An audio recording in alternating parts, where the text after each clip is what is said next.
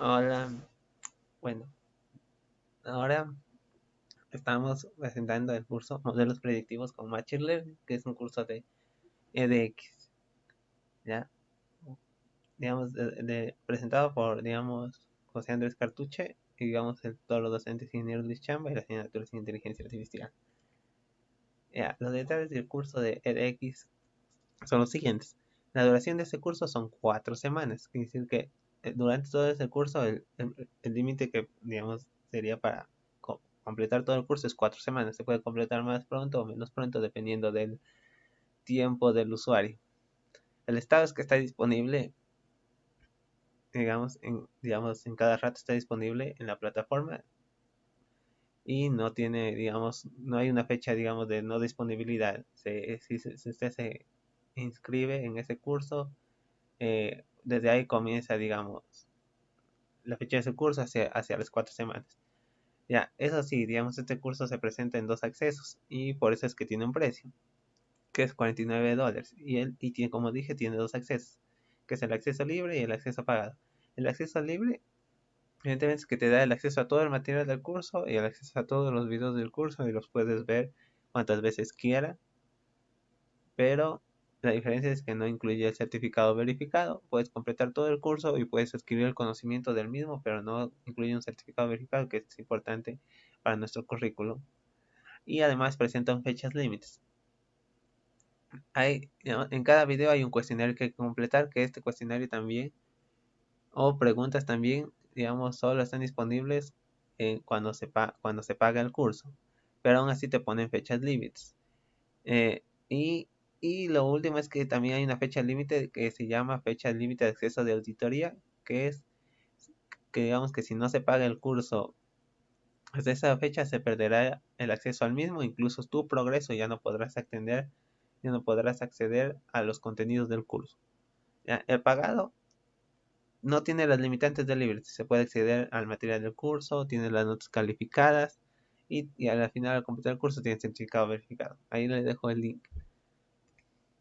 Bueno, la tabla de contenidos de este curso de modelos predictivos es que se va en 4 semanas. La primera semana vamos a ver introducción y modelado de datos, donde vamos a ver qué es un modelo de datos, y vemos qué librerías en Python se usan para modelado de datos y qué tipos de modelos hay, qué tipos de algoritmos hay. El segundo semana es la recolección y preparación de datos, donde podemos ver, digamos, dónde se cogen los datos, qué preparados de datos hay, eh, y teorías de métodos y ensamble. Aguanta un ratito. Bueno, en la semana 2, eh, como les decía, ¿qué hice en la semana 3, perdón? Y, y métodos de clasificación, como la regresión logística y matriz de confusión. La semana 3 vamos a ver lo que se corresponde a mejorar los modelos. Vamos a ver si los modelos que hemos generado en la semana 2 están bien o están mal, son buenos modelos o malos modelos, y para eso vamos a usar las métricas de la curva ROC, curva SCAP, que nos poder permitir hacer eso. Además de que podemos, digamos, en los métodos de clasificación, podríamos usar las variables NUMI y también, y también una forma de ver cuáles son las mejores y peores variables. Además de usar métodos de regresión y ensamble. Y en la semana 4 vamos a ver la agrupación y series de tiempo, donde vamos a ver métodos de agrupación y, y para qué sirven las series de tiempo para nuestros problemas de modelado. Bueno, la semana 1, introducción al modelado de datos. Las metas de esta semana. Aprenderás qué es la modelación y predicción de datos desde el punto de vista de ciencias de datos. Aprenderás y aplicarás el concepto de regresión lineal utilizando Python con el conjunto con la librería scikit-learn. Implementarás métricas de error para evaluar el desempeño de los modelos que realizarás. Comprenderás la importancia de separar el conjunto de datos en dos subconjuntos, datos de entrenamiento y datos de prueba, e implementarás la técnica de validación cruzada como alternativa a la separación del conjunto de datos. Ya, ya. La instalación del software a usar. El software que vamos a usar va a ser lo siguiente. El lenguaje de programación Python, que digamos que es un lenguaje interpretado que contiene muchas librerías para el modelado de datos. Esto se lo pueden instalar en su versión 2.7 o la versión 3.4 hasta 3.7, incluso superior, pero se recomienda la versión 3.7. Se va a instalar también el framework o el entorno de desarrollo libre Anaconda, que presenta muchas herramientas para, digamos, para análisis de datos, pero a nosotros nos interesa la que se puede usar, digamos, como para lenguaje interpretado y que parece, claro, lenguaje interpretado, que va a ser la librería Jupyter, donde Jupyter es un entorno de desarrollo donde se pueden ingresar las líneas de código y te las pueden interpretar ahí mismo. ¿Ya? Esa nos va a permitir, digamos, ahí, digamos, meter los algoritmos de modelado y ver cuáles son sus resultados al mismo tiempo. Ya. La instalación de este software no es difícil, solo más sobre todo en Windows. Y cuando se instala Anaconda también incluye la librería Jupyter. Vamos a ver lo que es el modelado de datos. Digamos, el modelado de datos consiste, digamos, en llevar a un problema de la vida real y abstraerlo a un modelo. ¿A qué me refiero? ¿Qué quiere decir de que? Me refiero a estructurar y organizar los datos para que puedan ser utilizados fácilmente. ¿Ya? Eh, para conocer tus datos, te sugerimos revisar la descripción de los datos utilizando el método de Describe, digamos que es un método en Python que nos permite, digamos, ver cómo es que están descritos nuestros datos usando las métricas de análisis de estadística descriptiva. Utilizar la media y la medida para determinar la tendencia central. Tener especial atención a los percentiles para poder identificar los rangos de los datos. Utilizar una matriz de correlación para identificar las relaciones fuertes en los datos. Hacer visualizaciones para mejorar tu entendimiento de los datos. Y limpiar tus datos. O sea, lo que nos pide a nosotros es, por medio de estadística descriptiva, ver cuáles son los mejores datos para poder, digamos, establecer nuestros modelos de predicción o modelos de clasificación. Claro que esto, digamos, si no tienes conocimiento sobre estadística descriptiva, no te preocupes.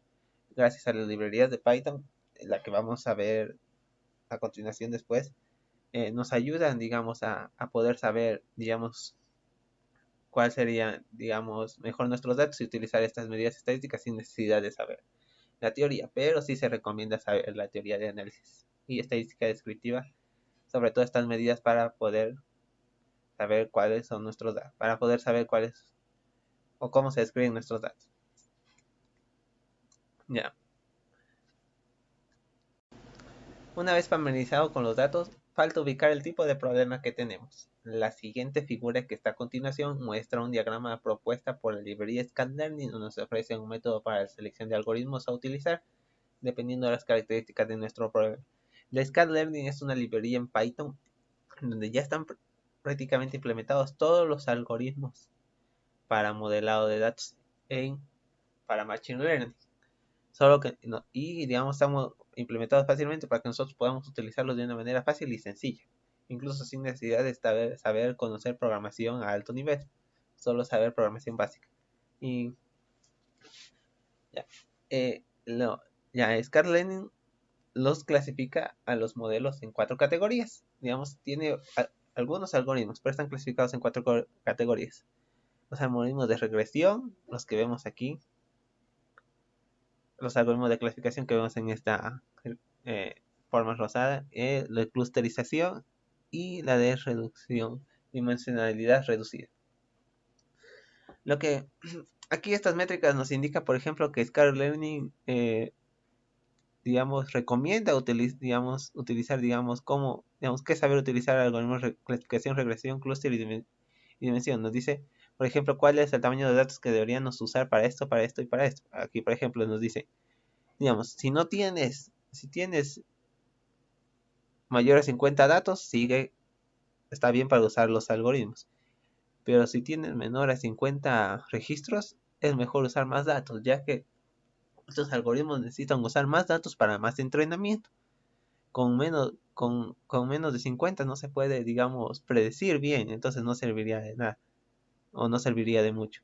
Ya, entonces aquí dice, si vas a predecir una clasificación, Si vas a predecir una clasificación, entonces tienes que etiquetar tus datos. Si no has, digamos, etiquetado tus datos, entonces lo tuyo es agrupar, porque no sabes, o sea, qué vas a hacer, sí o no, si va a hacer, digamos, sí o no, si por ejemplo va de datos de correo, si es spam, si no es spam, etcétera.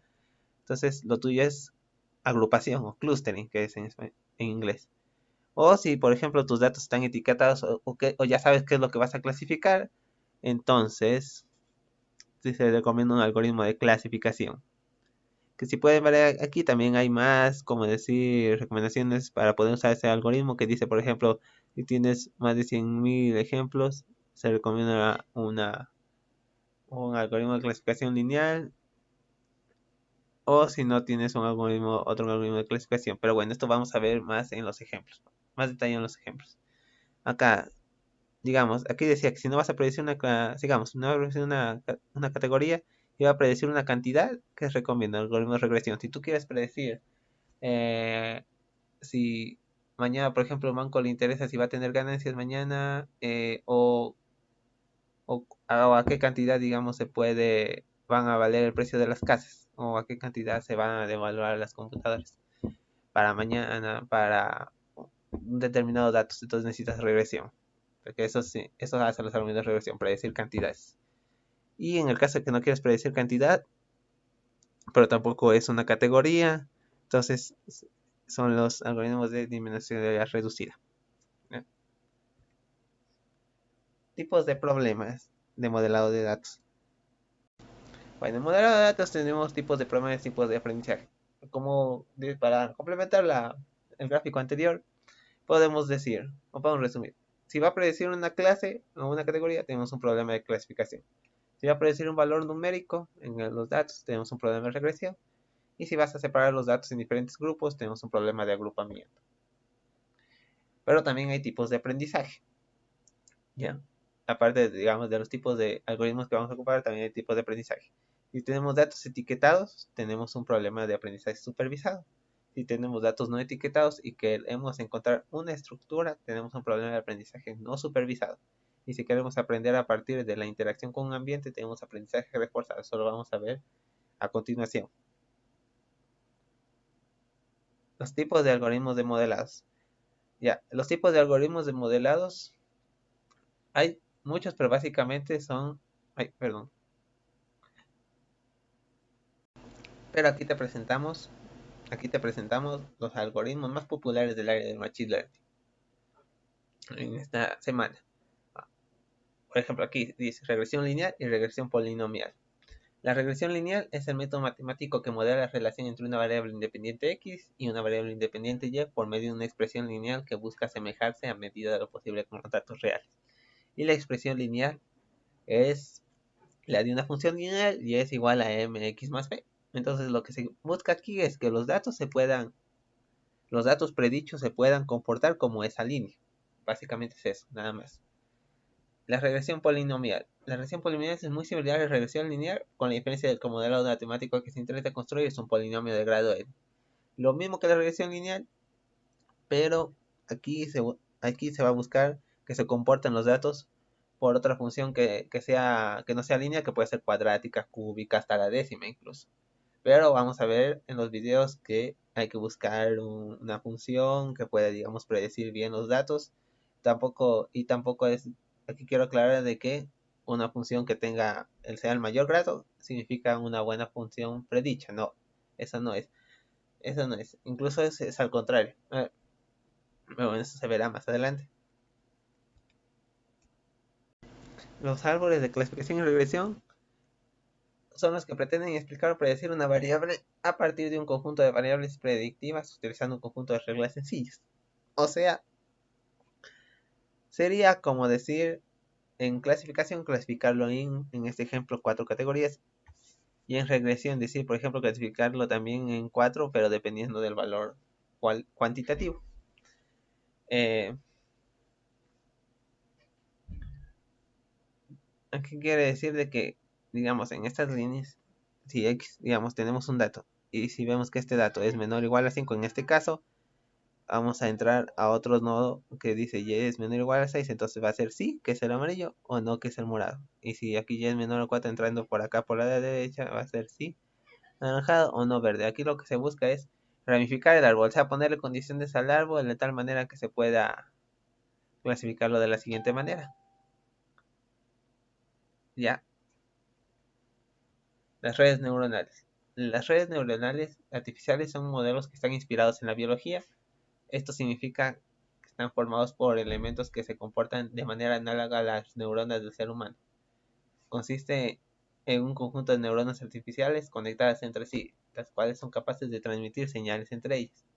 La información que entra en la red atraviesa las diferentes capas de neuronas, donde se somete a las entradas a diferentes operaciones matemáticas que secuencialmente producen modificaciones a estas entradas hasta obtener diversos valores de salida. O sea, quiere decir de que estas redes se van a estar entrenando conforme a los datos que van a estar entrenando y dependiendo de lo que ellos, digamos, los resultados de entrenamiento van a decir si están bien o están mal y así pueden clasificar, digamos, bien los datos. Si, incluso estas son las que son las conocidas por las que cual se dice que se dan un incentivo o se llegan a castigar ellos mismos si es que no encuentran no encuentran el valor correcto. Las características fundamentales que presentan estas redes neuronales son que aprenden de la experiencia, como dije anteriormente, generalizan a partir de ejemplos anteriores reglas que se aplican a ejemplos nuevos. Es decir, que de los mismos datos que ellos quieren clasificar, ellos mismos generan sus propias reglas para poder clasificar otros datos a futuro. Y abstraen la esencia de los datos de entrada. ¿Ya? Ahora vamos a ver otro algoritmo de modelado, que es el de soporte vectorial. Las máquinas de soporte vectorial buscan encontrar un hiperplano que separe de forma óptima a los puntos que componen diversas categorías unos a otros. Este tipo de algoritmo suele utilizarse para predecir qué categoría predecirá un nuevo punto del que no tenía información con anterioridad. O sea, lo que se busca aquí es separar los grupos en clases, digamos, pues, digamos, en diversas clases. Generalmente soportaban dos clases, pero ahora, digamos, en la actualidad soportan muchas más clases y lo que se busca aquí es, digamos, maximizar este margen para que estén bien separadas las clases. Claro que se lo ocupa más en algoritmos de clasificación, pero también se lo puede ocupar en algoritmos de regresión. Ya, vamos a ver los tipos de aprendizaje. Dentro de la rama de la inteligencia artificial se encuentra la subrama del aprendizaje automático, la cual ha crecido en popularidad debido a la gran cantidad de problemas provenientes de diferentes áreas de conocimiento, para las que se han desarrollado soluciones basadas en técnicas que componen esta subrama de la inteligencia artificial. El aprendizaje automático es el conjunto de técnicas que se centran en desarrollar soluciones de software que pueden modificar su comportamiento en respuesta a la exposición de nuevos datos. Lo que vamos a ver es en mostrar las ideas básicas detrás de las principales técnicas que componen el aprendizaje automático. Y para ello tenemos primero el primer tipo de aprendizaje automático, el aprendizaje supervisado. Los algoritmos de aprendizaje supervisado son aquellos que trabajan primeramente aprendiendo con un conjunto de datos de entrenamiento etiquetados, los cuales reciben para posteriormente trabajar con ellos, intentando asignarles correctamente una etiqueta que coincida con la que previamente tenía. El comportamiento del algoritmo se corrige a medida que cuántas veces falló al momento de etiquetar los datos de prueba y posteriormente modifica su comportamiento para las próximas ejecuciones. Después de terminar la entrada con los datos etiquetados, se somete el algoritmo a trabajar con un conjunto de datos nuevo para los que no se conoce la etiqueta. ¿A qué me refiero con eso? Que estos algoritmos van a tener, pues, digamos, primeramente un conjunto de entrada de datos.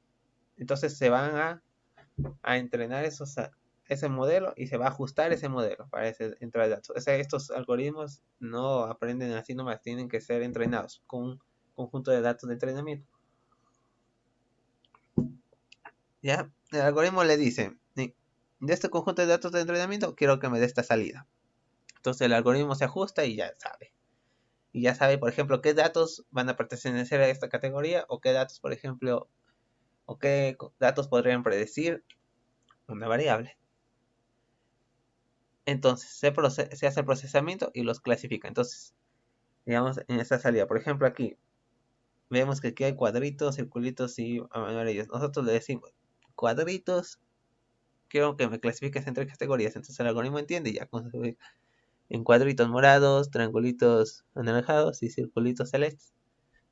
Entonces viene otro dato de entrada. Por ejemplo, viene un cuadradito y ya sabe que es un cuadrado. Entonces para lo que le viene un triángulo y ya sabe, pero es porque ya lo hemos entrenado. Ese es básicamente el algoritmo supervisado. Ya, el algoritmo no supervisado, a diferencia del algoritmo supervisado, no cuenta con un conjunto de datos de entrenamiento o datos etiquetados por los cuales se puede entrenar y buscar intentar encontrar algún tipo, digamos, de organización. Por ejemplo, ya saber anteriormente cómo se los podría organizar los datos. No reciben nada de eso. Estos algoritmos suelen tener un comportamiento exploratorio y ellos mismos intentan encontrar algún tipo de organización o patrón en los datos de entrada que reciben. Y en el caso de enfrentar un problema de agrupamiento, estos algoritmos intentan agrupar los datos por medio de las características similares, pero sin saber previamente qué tipo de datos va a utilizar. ¿A qué se refiere?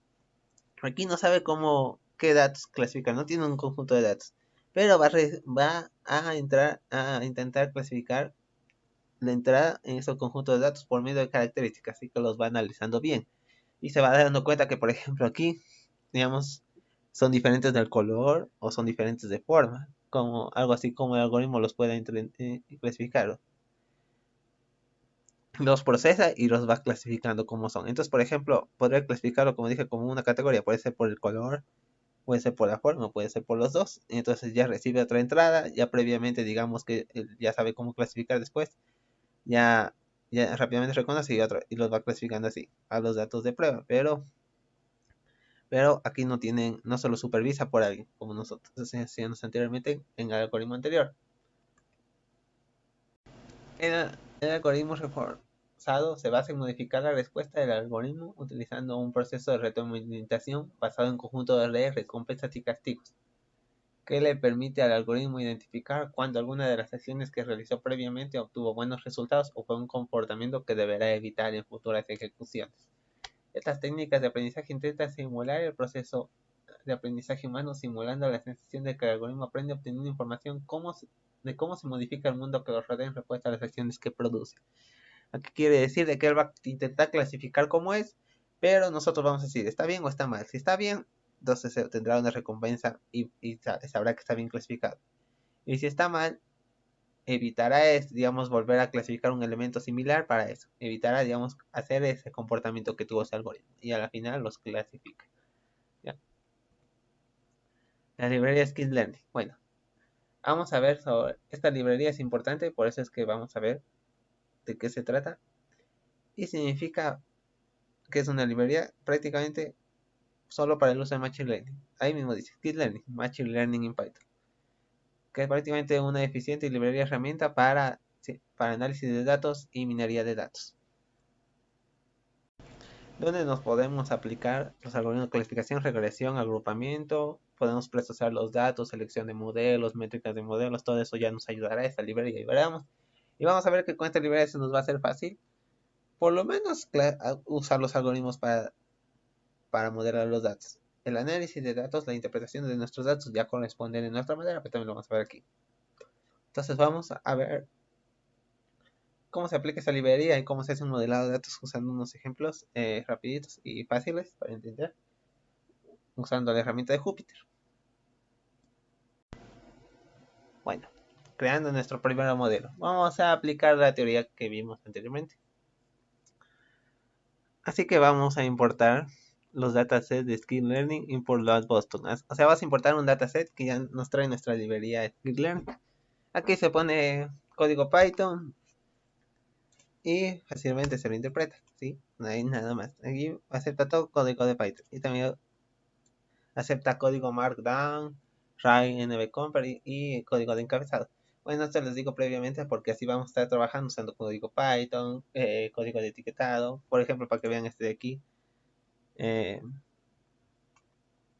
digamos, esto es código generado por Python, pero esto de aquí, por ejemplo, es puesto por Markdown, o sea, para explicar nada más. Y esto es como una consola interpretada gráficamente, esto es chévere. Entonces, previamente dicho eso, para que puedan conocer, vamos a usar un dataset que es Boston Dataset. Vamos a cargarlo a Boston, ya lo cargamos. Y aquí dice description, dataset descript. Vamos a guardar la descripción de este dataset para ver qué es lo que nos dice este dataset. Y qué es lo que nos dice. que este dataset tiene 3 número de atributos, 13 números de atributos y de categorías para predecir el valor mediano. El atributo Kerhorst. El valor mediano es usualmente el objetivo. ¿Qué quiere decir? Que el último valor generalmente es la variable a predecir. El objetivo de este modelo, digamos, del objetivo de los modelos para hacer a predecir. Y aquí podemos ver en orden de este atributo de información, por ejemplo, per cápita, la proporción de residencia, la proporción de residencia, la concentración de óxido nitroso, el año, prioridad, y la porcentaje. Bueno, estos datos vamos a ver. Bueno, si aquí no entienden, vamos a poder entender qué datos mismos vamos a utilizar en nuestro modelo. Vale. Entonces, para poder, digamos, transformar ese dataset, digamos, digamos, a unos datos que podemos manejarlos y podemos clasificarlos, manejarlos, ver sus columnas, todo eso, usamos la librería pandas. Entonces ponemos import pandas as pd, que es, digamos, en vez de usar pandas le ponemos pd. Mira, es un sobrenombre. Le importamos y creamos nuestro data frame, que así es, digamos, para poder, digamos, manejar nuestros modelos necesitamos de un data frame. Entonces, pd.dataframe, ¿qué le ponemos? De que hazme este data frame de estos datos. Puesto un dataset, punto data, y las columnas sean otro dataset, los nombres de estas columnas sean las columnas. Y dibujamos el encabezado. Este comando de aquí dibuja el encabezado y las primeras 5 líneas. Y podemos ver aquí los datos por medio de una tabla. Aquí podemos ver los registros, los atributos de esto y los registros. ¿Ya? Pero, como dijimos, nosotros nos interesa el atributo último. Quiero decir que es generalmente la variable objetivo a predecir. Entonces ponemos def entre corchetes medium. Esto también se lo puede tratar como un arreglo. Es de medium. Vamos a crear la variable medium que no está. Y dice boston.dataset.target con el último índice que se encuentra al final. La ponemos y llamamos el encabezado y vemos la variable. Ya la tenemos. Y ahora vamos a ver cuáles datos, o sea, cuál es el número de datos que contiene, cuántas columnas y cuántas filas. Con df.shape y podemos ver que son 506 filas con 14 columnas. Entonces aquí usamos el describe dicho anteriormente que nos permite descubrir cuáles son las variables. No quiero decir cuál es métrica, digamos, cuáles son las métricas estadísticas de nuestras variables. Que dice la media aritmética, el valor mínimo, la desviación estándar, los cuartiles, el máximo. Ya que esto nos permitirá decir cuáles son los mejores nuestros datos. Si no sabes de análisis estadística para poder entender qué variables podría ser, no te preocupes. Aquí vamos a ver lo que se llama una matriz de correlación. Pero para eso vamos a usar esta librería, la SRBoards y la Matplotlib. La primera, pues, digamos, para poder, digamos, manejar estilos en nuestros gráficos y la segunda para poder graficar meramente. Entonces aquí le decimos scandling, ponme en forma de ticks y el código de colores, o sea, este código de aquí. Dibújame esta gráfica en Júpiter y hazme el tamaño de la figura de 12:10 y un mapa de calor con esta matriz de correlación. O sea, créeme un mapa de calor de la matriz de correlación, básicamente esto. Si lo ejecutamos va a demorar un poco porque va a calcular todos los diferentes valores y aquí vemos este siguiente gráfico. Aquí vemos, si se dan cuenta, aquí vemos full valores que por el momento no vamos a entender. Y aquí un mapa de calor, desde el 0 hasta el 1. Y las variables. Ya, pero digamos, no es necesario entender todo esto. ¿Qué es lo que nos interesa? Digamos, es recomendable entender todo esto, pero no es necesario. ¿Qué nos interesa? Que el valor se acerque a 1. No que sea igual a 1, que se acerque a 1 en cada una de las variables.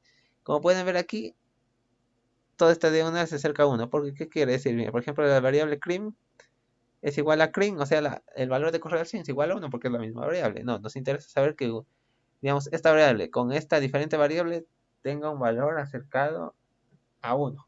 Y también puede ser puede ser positivo y negativo, no importa. Por ejemplo, nos interesa, como nos dije nosotros, la variable objetivo que es met. Entonces nos interesa la última columna met y veamos cuál es la correlación con las diferentes variables. Aquí podemos ver que tenemos unos 0.34, 0.33, 0.55. Pero para eso nos sirve este mapa de calor, entonces es más fácil buscar los que sean más claritos. Y lo único que podemos ver aquí es que, por ejemplo, con RM tiene una correlación de 0.7 y con LSTAT tiene una correlación de 0.74. No importa que sea negativo. ¿Qué es lo que significa? Que MED va a crecer casi a la misma proporción, más o menos en proporción con la variable RM de forma positiva. Y con el stats va a crecer de forma negativa. Quiere decir que si esta variable MED crece, el stats decrece. Por eso es una correlación negativa, porque va a decrecer. Incluso quiere decir de que si este valor disminuye, MED disminuye. ¿Y cuál sería la interpretación? ¿Por qué disminuiría? Y aquí vemos que MED creo que es el porcentaje de pobreza. Eso quiere decir de que, por ejemplo, cuando el porcentaje de pobreza sube, los cuartos, el costo de los cuartos va a costar menos. Entonces es lógico que se sume. En cambio acá RM, que es el número de cuartos que tiene, está diciendo de que a más cuartos que tenga un cuarto, el valor del cuarto va a costar más y parece lógico. Entonces podemos usar cualquiera de las dos variables para hacer una predicción. Ahí me dice. Ya, aquí vamos a imprimir cómo están distribuidos nuestros datos con relación a la variable MED. Y podemos ver cómo es que están los datos. Gráficamente, los gráficos nos muestran mucho. Por ejemplo, RM contra RM, va a ser una distribución normal. Y bueno, la variable con la misma variable va a ser una distribución normal. Pero en el caso, por ejemplo, con la variable objetivo que nos interesa es MED.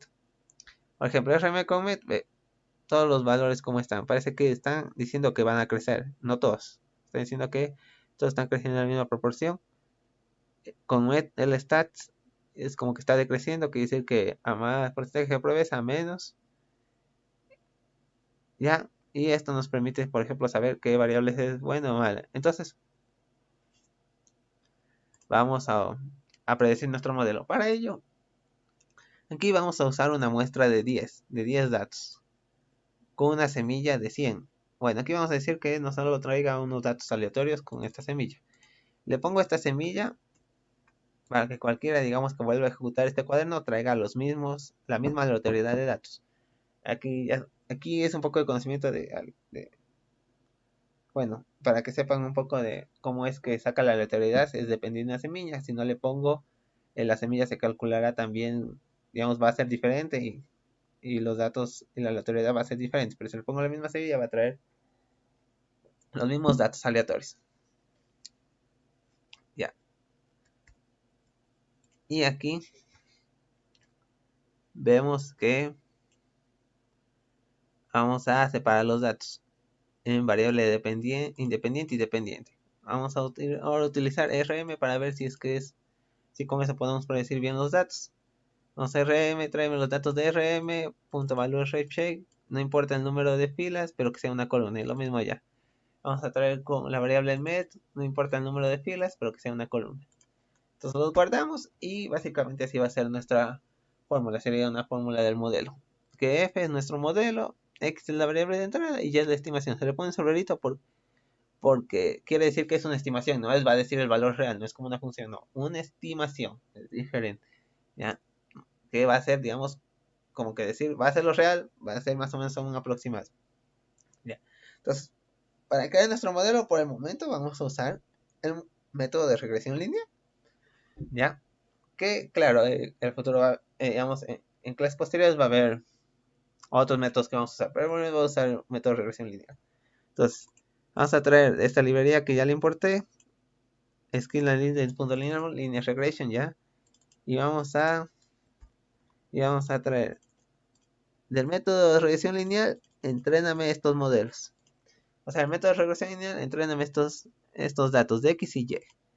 Ya después de ejecutar esta línea, ya están entrenados. Después de estar entrenados, Le decimos y hat, es y hat como decir y obrero porque es una estimación del verdadero valor de y, hace una predicción del valor de x. E imprimimos y hat y aquí nos salen las predicciones ya. Pero como valores numéricos no los entendemos muy bien, no entendemos si están bien, o sea, no lo conocemos ahorita, entonces mejor graficarlos. Entonces para eso usamos el plot y ahorita usamos la NumPy también. Del plot vamos a hacer que nos grafique la variable x con su variable y en forma de puntos, por eso es p.scatter. Y el plot, pl.plot, vamos a graficar la variable x y las predicciones de y hat, x, y hat. Y para yo diferenciar el gráfico le pongo que sea de color rojo en formato línea. Y aquí podemos ver que estos serían los verdaderos valores. Los puntitos son los verdaderos valores.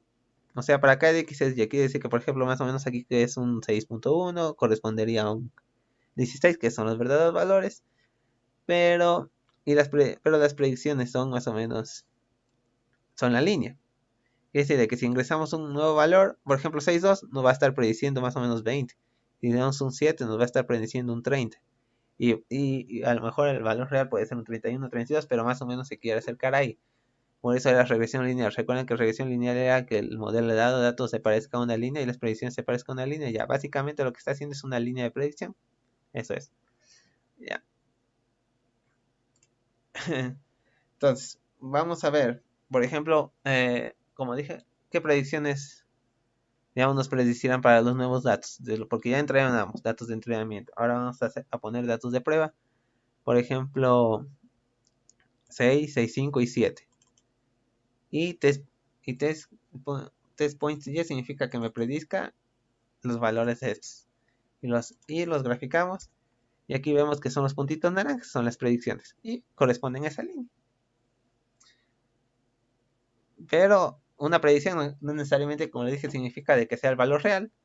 Miren, por ejemplo, en el caso de 6, que le podríamos haber puesto un 6.1 aquí. O 6.05 ya. Para estar ahí. O 6.1. 6.10. 10 que y vamos a ver qué valor es ese aquí. Que ya sabes, está 20, pero a lo mejor no haya sido 20. O por ejemplo, mire, prediciendo 6.4. Mira, 6.4 está casi igual que el azul. Pero por eso es la estimación. No es lo mismo, es una aproximación. Pero ya por lo menos es algo decir, por ejemplo, ya va a pasar esto, entonces ya podemos decir, va a pasar esto y puede pasar esto, sí. Pero como también cada modelo, digamos, puede predecir bien o mal, entonces para poder saber si está prediciendo bien o mal o si es un buen modelo, se utiliza métrica de error, ya que sabemos que los modelos tienen su error de predicción. Ya, no todo es correcto. No todo es. Entonces, las métricas de error. Bueno, para ver rápidamente, esta métrica de error nos va a permitir si el modelo está bien o mal, si es un modelo bueno o malo. Y generalmente la que vamos a usar ahora, o generalmente la que se usa, es la de R2 Score, que nos permite decir, digamos, si un modelo está bueno o malo, dependiendo si se encuentra en estos valores, 0, 7, 0, 9. ¿Ya? Un valor de 0 indica que el modelo es equivalente al medio, un valor de negativo indica que son predicciones pésimas. Entonces, a nosotros nos interesa que nuestro modelo esté en estos valores. Si está entre 0, 7, 0, 9 es un modelo bueno. Caso contrario, no es un modelo tan bueno, incluso un modelo pésimo. Entonces vamos a importarlo. Por Scalearnis ya nos trae propiamente cómo calcular eso, así que no hay que preocupar, solo hay que importar R2 Score y llamar los datos reales y los datos que hemos predicho para ver cuál es el error. Y vemos que nos trae 0.61. ¿Qué nos quiere decir? Que no es un modelo tan bueno, pero que lo podemos mejorar. Entonces, ¿es posible mejorarlo aún? Sí, creo que en vez de usar RM vamos a usar la variable stats y lo mismo, como X, como y entrenamos el modelo. Y después de entrenamos el modelo, traemos la predicción de ese modelo. Y lo imprimimos, usando, claro, digamos otros datos, 8 y 11 para ver dónde están. Entonces aquí vemos que el modelo cambió, ya no es una línea para arriba, con una pendiente positiva, sino una pendiente negativa. Pero nos interesa ver si el modelo está bien o mal. Si es un modelo bueno, entonces escapamos la métrica de R-score y nos sale un punto 0.33. Entonces el modelo ya es un poquito bueno, ¿ya? Pero ¿se puede mejorar aún más? Claro que sí. Entonces, vamos a intentar con este código de aquí, utilizando estos valores con este código de aquí, ver cuál modelo es mejor. Ya usando ¿qué? Otro modelado. Ya si por ejemplo las variables de correlación ya no podemos usar otras variables de correlación que deben ser, por ejemplo, mejor usamos otro algoritmo. Entonces vamos a usar el algoritmo de regresión polinomial en este caso. Ya esto se los explicaré en videos posteriores para que nos pueda permitir, por ejemplo, si es que podemos mejorar o no el algoritmo. Ya lo imprimimos y aquí vemos. Con un grado 1 tenemos 0.33. Con un grado 2, aquí vamos iterando. Con grado 5, mira, 0.28 y va mejorando y va mejorando y va mejorando. Ya, chévere. Entonces va a decir con grado 10 es mejor, como mira, porque los datos llegan a tocar todas las líneas, entonces va a predecir este modelo. No se confunde. Aquí vamos a ver que hay que ver cuál es nuestro modelo. Incluso puede ser, digamos, solo hasta aquí. 4, 5, no puede ser hasta 10. ¿Ya? Entonces aquí, ¿cuál escoger? Ponemos la comparación del modelo lineal y con el modelo que prácticamente era el modelo de grado 10. El modelo de izquierda se intenta ajustar a una línea y el modelo se intenta ajustar a un polinomio. Ya, aquí está raro porque el modelo nunca podrá adaptarse a la perfección en nuestros datos, por algo es un modelo de predicción, por su falta de flexibilidad para adaptarse. Se dice que el modelo tiene un bajo ajuste a los datos. Otra forma de decir esto es que el modelo tiene un algo sesgo. El modelo de la derecha intenta ajustar un polinomio a través de los datos. Aquí el modelo tiene suficiente flexibilidad para darse perfectamente con todos los datos. A pesar de ello, pues parece que el modelo aprende las perturbaciones aleatorias de los datos debido a que el modelo está sobreajustado o sobreentrenado. El modelo porque aprendió tanto de los datos como los errores aleatorios que contiene. Otra forma de decir esto es que el modelo tiene una variancia. ¿A qué se refiere? Que si el modelo se ajusta a prácticamente todos nuestros datos o a la mayoría de datos, no es bueno eso porque el modelo se sobreentrenó y ya no va a producir verdaderamente como es. Ya, un modelo generalmente no siempre se va a adaptar a la predicción de los datos. Debe haber un error, pero lo que nosotros es buscar un error mínimo, pero tampoco así. ¿Ya? Aquí vemos, por ejemplo, ¿qué sería un overfit? Un modelo que prácticamente no está bueno porque no está prediciendo, no está ajustado. Un buen modelo y un overfit. Y aquí vemos cuál sería el medio entre un polinomio, una línea y uno de grado 10. Vemos que sería esta curva de esta regresión. Un buen modelo es aquel que puede hacer buenas predicciones con datos que no haya visto con anterioridad. ¿Cómo podemos probar si el modelo predice correctamente estos datos? Sería utilizando splits. ¿Qué me refiero? Que a los datos que tenemos los dividamos en conjunto y prueba. Aquí dice el entrenamiento y prueba. El entrenamiento, para poderle decir al algoritmo que es de aprendizaje supervisado, entréname estos datos y ajustate a ese modelo. Entonces, con el conjunto de prueba, que son los mismos datos, podemos llegar para ver si está prediciendo bien o mal. Entonces, le ponemos y vemos. Y aplicamos la métrica RD Score con los mismos modelos. Entonces, nos debería dar los dos mismos, las dos mismas métricas, un valor de 0.7, 0.9 para decir que sea un buen modelo tanto en entrenamiento como en prueba. Y vamos a ver que este overfit, aunque tengo con un R2 tanto bueno de entrenamiento, va a tener un pésimo en prueba. Vamos a ver. Ya. Aquí, dice, una buena evaluación sobre el conjunto de pruebas es un indicador útil de buen rendimiento en modelo general. Además, es necesario tener las siguientes condiciones. El conjunto de prueba debe ser lo suficientemente grande y usar diferentes conjuntos de prueba para que el modelo no aprenda indirectamente. Estarle ahí probando. El modelo ya aprende y ya después ya no se quiere adaptar a la realidad. Aquí vemos la complejidad del error. Por ejemplo, los datos de entrenamiento, cuando el dato de entrenamiento sea más complejo, quiere decir de que, por ejemplo, en el caso de modelos polinomiales tenga mejor grado, el error va a ser bajo. Pero en cambio, los datos de prueba, cuando la complejidad de los datos sea bajo en los datos de prueba, va a ser un error alto. Y de ahí va aumentando hasta que el error vaya a ser medio bajo, pero ya cuando se sube demasiado la complejidad del modelo, los datos de prueba van a reflejar un error alto. Así lo que se buscar es más o menos un modelo ideal que se ajuste aquí, que tanto el error de entrenamiento como de prueba sean mínimos, ¿sí? No estén así altos. Entonces, para ello vamos ahorita a ver.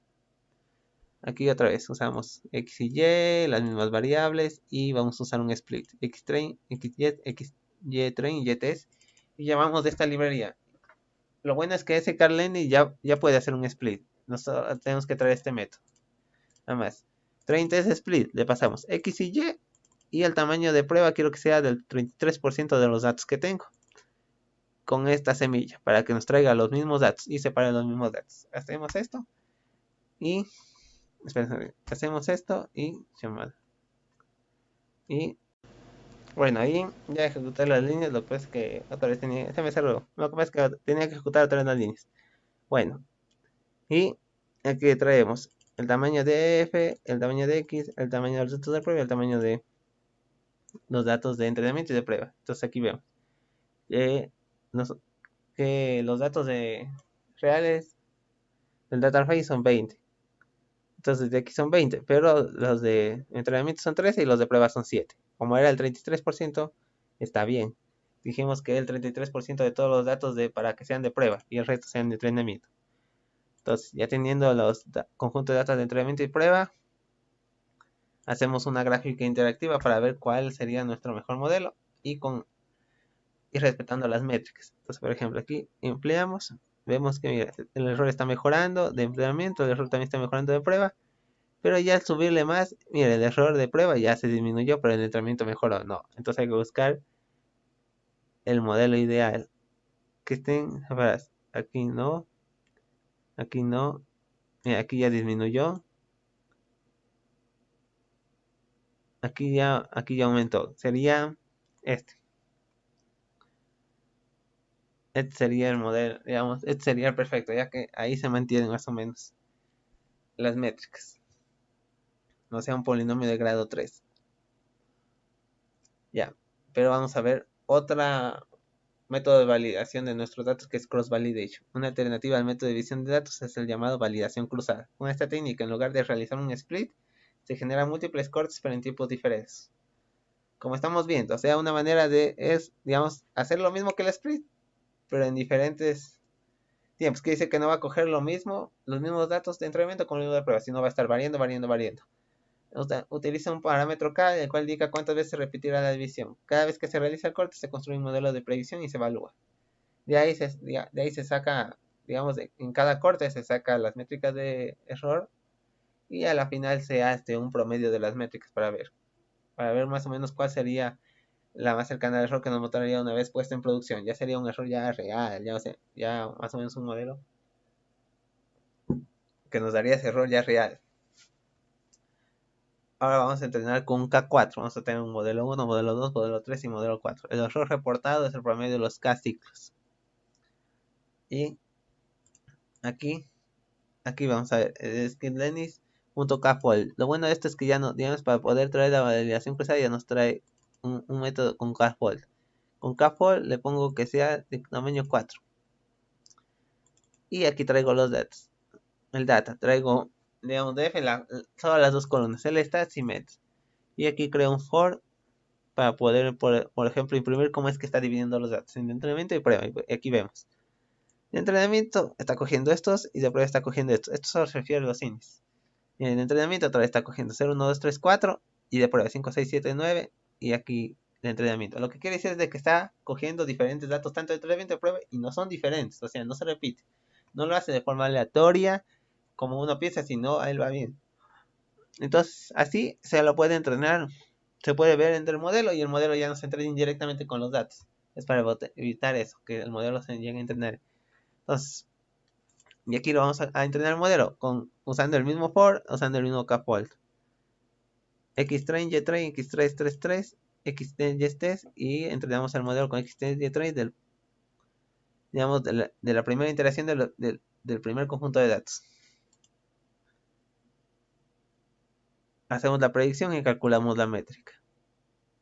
y acumulamos, digamos, el error en un R2 train average y un R2 trace average para ver cuál sería la métrica error real, la métrica promedio.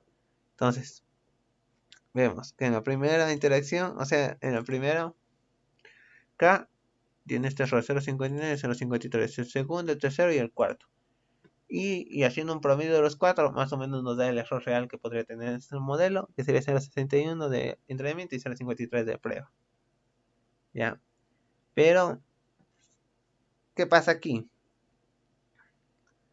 Que por ejemplo, digamos, no... ¿cómo sería, por ejemplo, nuestros modelos en una gráfica? No podemos entender así cómo es que se comportaría. Entonces, para ello, imprimimos lo mismo, pero usando gráficas. Y aquí podemos ver, por ejemplo, cómo es que diferente gráfico los gráficos. El entrenamiento, prueba y la línea. Prueba y la línea. Esto nos permite, por ejemplo, saber, digamos, cuánto es nuestro modelo mejor. Entonces es mejor estar variando los datos de entrenamiento de prueba. Entonces ahí y entonces podemos saber si el modelo que estamos ocupando es bueno o malo, si más o menos da ese mismo promedio. Ya, eso es sobre todo de esta semana. Bueno, la semana 2, recolección y preparación de datos. Las metas de esta semana: aprender los conceptos relacionados con la regresión lineal, aplicar los conceptos relacionados con la regresión múltiple, implementará los conceptos relacionados con la regresión polinomial, comprenderás y aplicarás los conceptos relacionados con la regresión basada en las máquinas de soporte vectorial, aprenderás y aplicarás los conceptos relacionados con la regresión basada en métodos de árboles de regresión, utilizado de librerías Cat-Learning para regenerar cada uno de los modelos anteriores de regresión en Python, y comprenderás y implementarás la regresión logística, algoritmo de clasificación, además de los siguientes conceptos relacionados: matriz de confusión, métricas de precisión, métricas de exactitud y métrica armónica. Vamos a ver una forma sencilla, práctica y clara. La regresión lineal. Aquí vemos en este siguiente ejemplo, vemos como 20 puntos diferentes gráficos en un plano cartesiano en 2 dimensiones. Al momento de observar los puntos de la gráfica es posible identificar que existe una tendencia en estos puntos, que se aproximan mucho al comportamiento de una recta.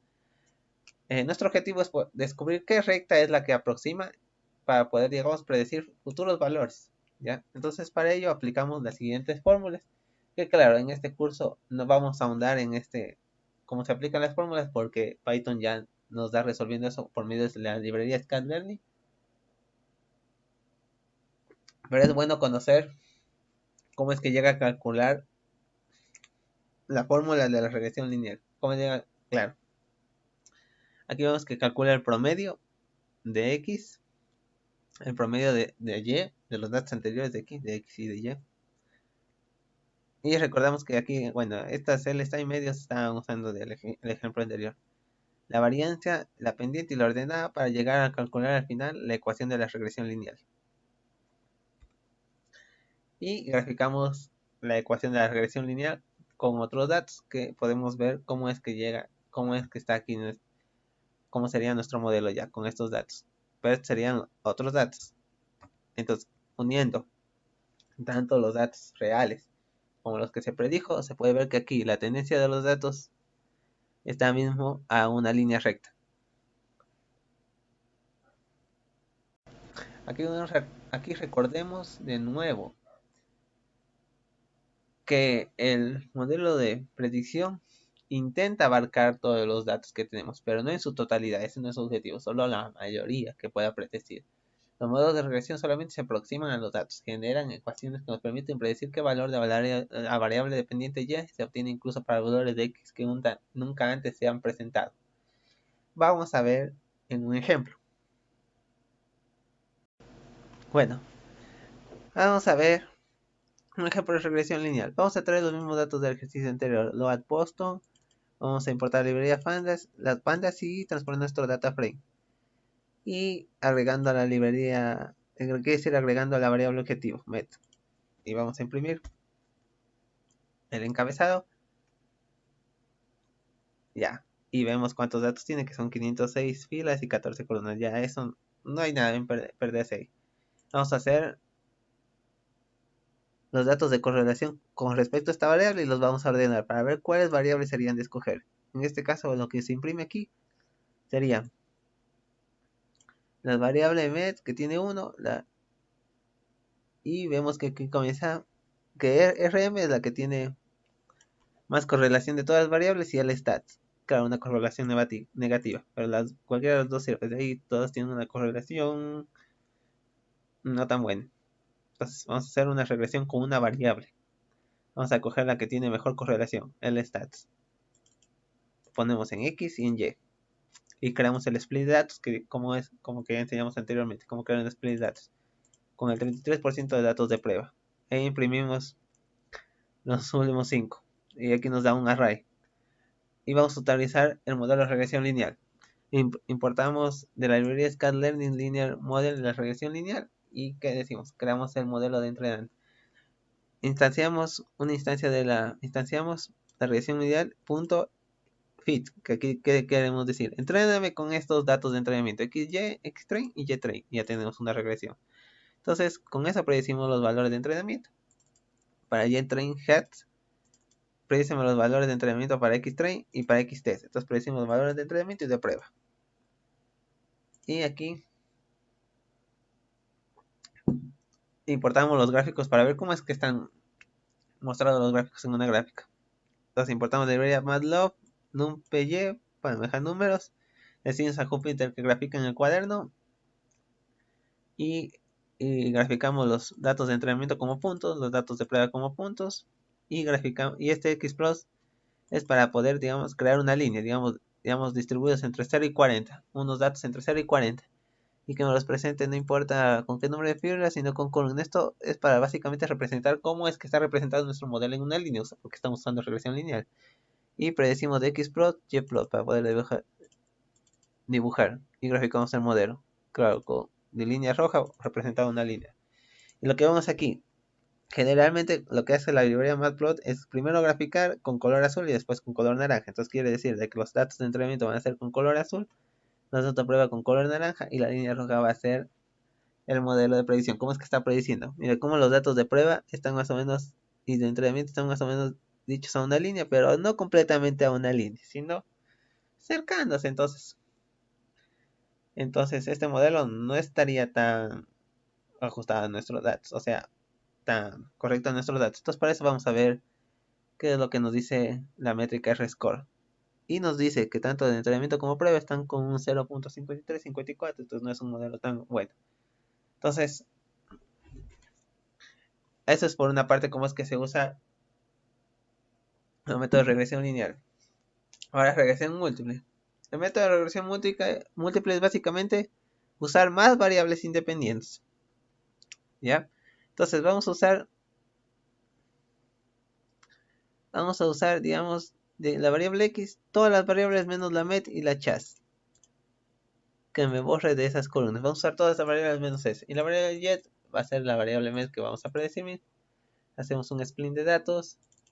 Se entrena el modelo. Hacemos las predicciones y calculamos el error. Y podemos ver que más o menos de entrenamiento y de prueba nos da, más o menos decir, un buen modelo. Sí, un modelo aceptable.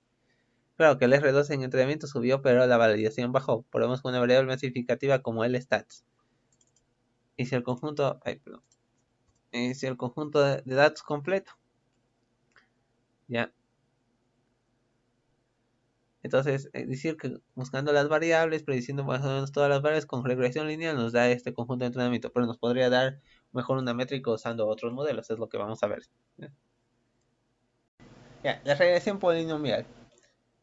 Es un algoritmo que es similar a la regresión lineal, pero en vez de acercarse a una línea, se va a acercar a un polinomio. Aquí, por ejemplo, podemos ver 7 registros, podemos ver datos que dicen datos reales, X y Y, y más o menos qué es lo que se está acercando, o sea, o más o menos qué es lo que está formando un polinomio, y generalmente aquí es una parábola, un polinomio de grado 2, ¿ya?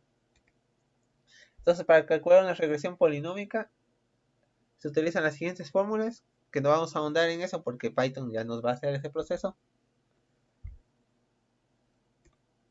pero lo que internamente hace Python, se aplican estas fórmulas en estadística, nos va a traer, digamos, un modelo de regresión polinómica, en este caso de grado 2. Que se parece a una parábola. Entonces, uniendo conjuntamente con los datos reales, nos va a dar un modelo que más o menos aquí quiere decir que es un modelo bueno, porque ya se están más o menos acercando a los verdaderos datos que son. Pero como vamos a ver a futuro, no todos los datos se acercan, hay que también evaluar las métricas, entonces eso vamos a ver. Bueno, aquí vamos a ver un ejemplo de regresión polinomial, claro, usando el mismo dataset anterior y usando la misma variable objetivo, vamos a hacer una correlación y vamos a usar las mismas variables X y Y. Claro, un mismo conjunto de entrenamiento, esto ya se sabe. ¿Cuál es la diferencia? Que vamos a usar una regresión polinomial. Vamos a importar de Sklearn Linear Model, regresión lineal, Sklearn Preprocessing, Polinomial Features. Utilizamos la librería Polinomial Features para poder establecer el grado de nuestro polinomio. En este caso, vamos a usar un polinomio de grado 3. Entonces, aquí transformamos nuestros datos a este polinomio. Pole.fit transform, transformamos los datos de entrenamiento y de prueba. Entonces, por eso es que los ponemos con un sufijo, con un prosfijo poly. Y creando el modelo de entrenamiento. O sea, la forma de poder hacer un modelo de regresión polinomial es usando un modelo de regresión lineal, pero transformando los datos a polinomios. Entonces ponemos, entréname estos datos, pero usando ya un formato polinomio, y aquí son, con JTrain. Y predecimos valores de entrenamiento y de prueba, que no dicen así. Pero así nomás no nos dicen los datos, entonces vamos a ver cómo es que se está comportando nuestro modelo, cuál es la forma de nuestro modelo. Entonces imprimimos los datos, de entrenamiento de prueba, creamos esa línea y ¿qué nos dice? Aquí que los datos de entrenamiento de prueba se están comportando como este polinomio. Y más o menos se está acercando, porque prácticamente estos datos sí se están añadiendo ya. Entonces calculamos la métrica de error y nos dice que tanto el entrenamiento como prueba tienen una métrica de 0.68 y prueba 0.61, que sí sería un buen modelo con respecto a la regresión lineal. Pero parece ser que algo falta para no llegarnos a un modelo. Entonces en este caso a lo mejor la variable no es la correcta. Entonces indicamos otra vez la variable, que es el stats, la misma variable objetivo. Creamos un split de 33% de datos de entrenamiento que dice de prueba y procesamos los polinomios y ponemos un polinomio de grado 5. Transformamos los datos, lo entrenamos, predecimos valores de entrenamiento y los de validación, calculamos el error. Y vemos que el error de entrenamiento mejoró, o sea es 0.71, pero el de prueba está 0.62, pero mejoró respecto al polinomio anterior. Entonces ahí vemos que hay que ver más o menos cuál sería nuestro polinomio correcto, nuestros datos correctos. Incluso podemos aplicar un cross validation aquí para poder validar mejor nuestros datos y todo. Bueno, SVR o las máquinas de soporte vectorial, en este caso Support Vector Regression, máquinas de BSC. Es otro algoritmo de regresión que, digamos, parece lineal en este caso, pero aquí lo que nos está queriendo decir es clasificar. Claro, usando, digamos, no necesariamente usando, digamos, un hiperplano lineal, pero aquí se quería clasificar en dos clases. El primer paso que debemos realizar en este algoritmo es encontrar un modelo lineal que mejor predizca el comportamiento de este conjunto de datos. En el contexto de la SCBR significa un hiperplano. Esa línea la vamos a llamar hiperplano, la que vamos a ver aquí. Es un hiperplano. En el contexto de problemas donde los datos no son lineales, el primer hiperplano que mejor representa el comportamiento de los datos será más complejo que una línea sencilla, pero la idea central seguirá haciendo lo mismo. Continuando con nuestro ejemplo, la recta que encontramos va a ser una recta lineal que es y es igual a mx más b. Entonces el siguiente paso va a ser encontrar, por ejemplo, la distancia que hay entre este hiperplano, donde es necesario que ambas cubran la mayor cantidad de datos. Aquí vemos, ambas deben cubrir la mayor cantidad de datos. ¿Ya? Y entonces, ¿qué es lo que se busca generalmente en este ejemplo? Es maximizar este margen que hay aquí, donde puede cubrir todos estos datos, pero minimizar este error. Por cierto, estos de aquí se conocen como vectores de soporte. Ya, en nuestra fórmula se relacionan muchas variables diferentes. W es la magnitud, como dije, de hiperplanos, es la constante que debe ser mayor a cero, que se encarga de controlar el equilibrio entre la irregularidad de la función y cuando toleramos las desviaciones fuera de la banda de soporte, y las variables x y las cuales controlan el error cometido por la función de regresión al aproximar las bandas. Bueno, vamos a usar el algoritmo de regresión, no de regresión, sí, de regresión, pero usando máquinas de soporte. Y bueno, ya sabes, prácticamente lo único que cambia es el algoritmo. Entonces vamos a usar los mismos datos. Vamos a traer a calcular la correlación con respecto a esa variable y vamos a usar en este caso el stats. Pero, ¿cuál es la diferencia? Que, por ejemplo, para poder, digamos, usar nuestro algoritmo de máquinas de soporte, es mejor utilizar eh, datos normalizados. Entonces, para eso utilizamos de librerías KitKat Learning Preprocessing MinMaxCar, transformado los datos entre 0 y 1. Entonces, ¿qué le decimos? Aquí traemos Xcar y Ycar. ¿Qué decimos? Transformame estos datos en esos datos de ese rango. O sea, ajustame esos datos a ese rango. ¿Por qué usamos eso? Para poder mejorar los cálculos y acelerar los cálculos de nuestra máquina de vectores de soporte. ¿Y por qué usamos estas dos variables? Porque en la práctica se puede usar la misma, pero en la práctica se recomienda usar las dos. Creamos un split de datos.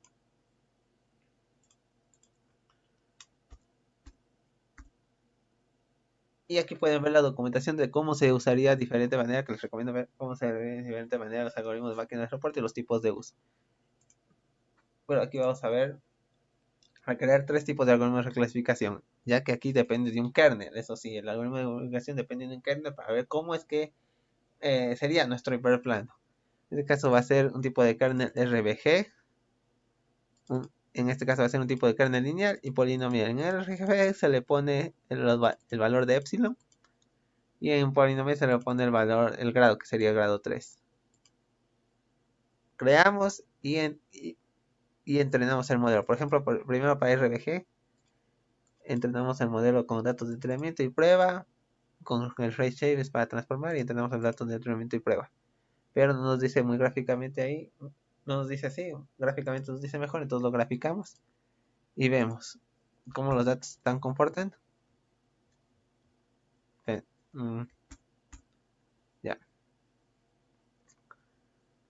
Y la métrica, que nos decía que no está tan bueno el modelo, pero sí podríamos usar mejor otro modelo, mismo de máquina de vectores. Entonces usamos otro modelo que sería lineal.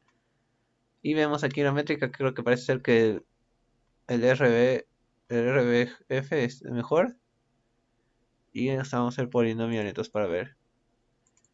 Y vemos que entonces el polinomial está mejor. Entonces comparamos los tres con esto de aquí y vemos que el de entrenamiento y el de prueba de cada uno de ellos, el que mejor está sería el polinomial de grado 3.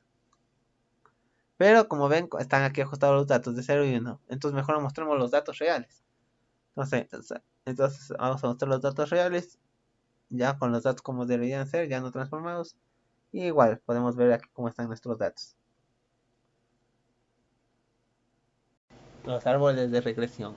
Los árboles de regresión son métodos predictivos basados en la segmentación en donde el conjunto de datos se divide en diferentes categorías y los datos que estén dentro de cada intervalo se les asigna directamente un valor establecido en lugar de una etiqueta perteneciente a la categoría donde está ubicado el dato, a lo cual es la principal diferencia con respecto a su contraparte, que es los árboles de clasificación. Veamos juntos la siguiente gráfica. El procedimiento para generar un árbol de regresión empieza partiendo la totalidad del intervalo de datos en diferentes intervalos pequeños, como estamos viendo aquí. En nuestro ejemplo, aprovechamos que es posible identificar que los datos están agrupados en 4 intervalos.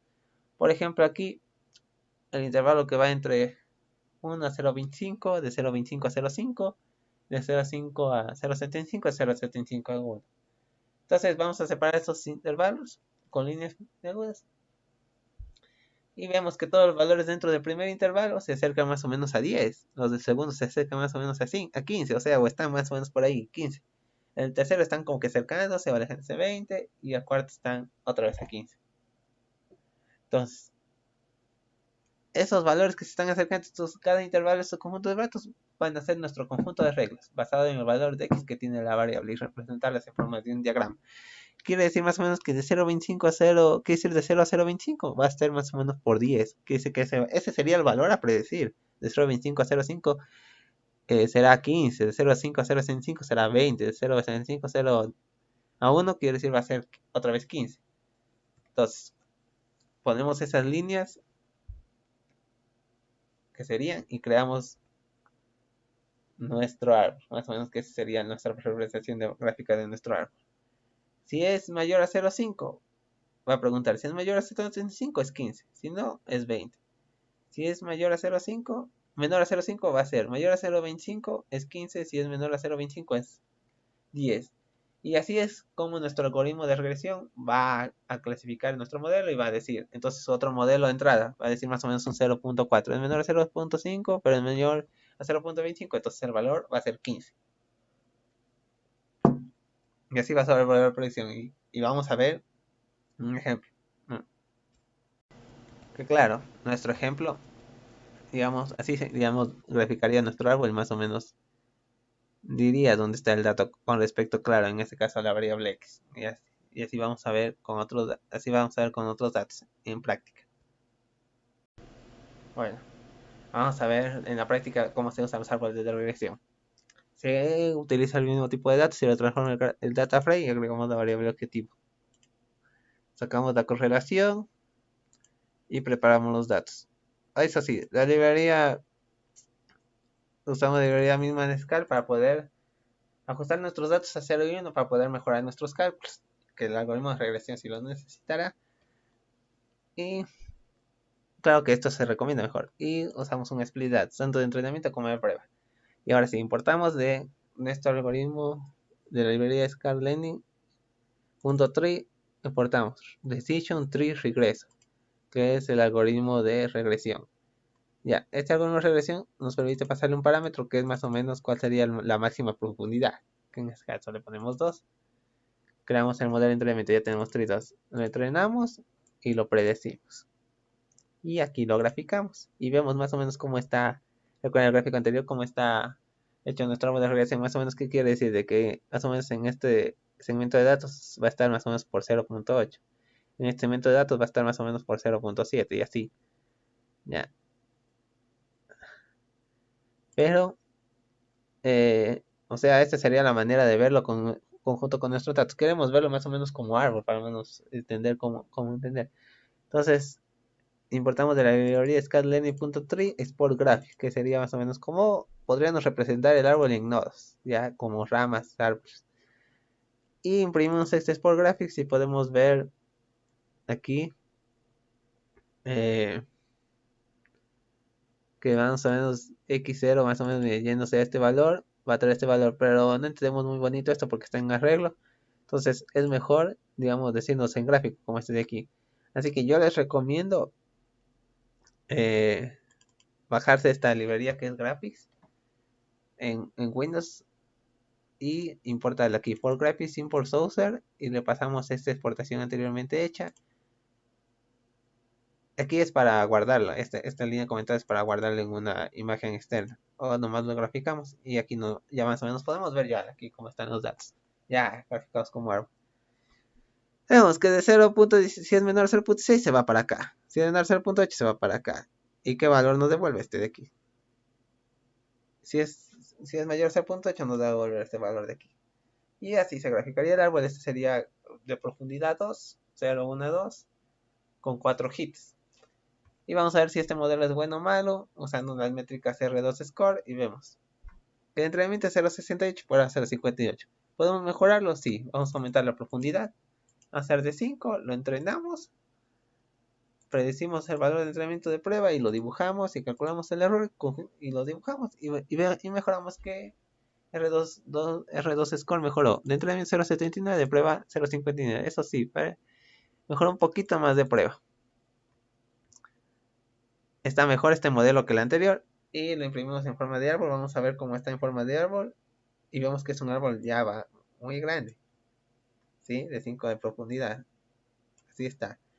¿Qué es lo bueno de este algoritmo? Que este algoritmo podemos clasificarlo por diferentes valores, el algoritmo de regresión. Vamos a ver que, por ejemplo, este valor, si toma este valor menos de 0.23, va a irse por acá, va a irse por allá. Ya. Ahora aquí, lo que recomiendo no es hacer un algoritmo, un árbol, quiero decir, de regresión tan complejo. Un árbol, como dijimos en clases anteriores, un modelo bien, bien complejo y muy entrenado nos genera una métrica de error muy alta, una métrica de error pésima, o sea que nos dice que el modelo es pésimo, más en prueba. Entonces no nos conviene un árbol muy complejo. No, si nos conviene más o menos buscarle el término medio, que no sea ni tan sencillo ni tan complejo, pero que nos diga que es bueno para eso. Ya, ese sería el objetivo de este árbol, regresión, que es otro tipo de modelos, que por ejemplo con algunos datos podría ser mejor este árbol, pero con otros datos no. Eso ya nos queda eso ya queda para nosotros, eso ya queda en la experiencia del científico de datos qué método de regresión utilizar. Ya. La regresión logística, ¿qué es la regresión logística? Es otro algoritmo, pero en este caso en vez de ser regresión de clasificación, donde nos va a decir la probabilidad de pertenecer a una categoría u otra. Como vemos aquí, dice, vamos a ver que se los clasifica entre 0 y 1. Generalmente lo que trabaja en esta regresión logística sería con datos binarios, ¿sí? 0 y 1. Y esta gráfica que nos muestra aquí es la probabilidad de que cómo van a llegar a predecirse esos datos. Así se graficaría en este tipo de modelos. Estos modelos como son de clasificación y no se va a usar la métrica que se está usando R2 Score, sino se va a usar otro tipo de métricas. En este caso, la que más se usa y la que más, claro, se usa es la matriz de confusión.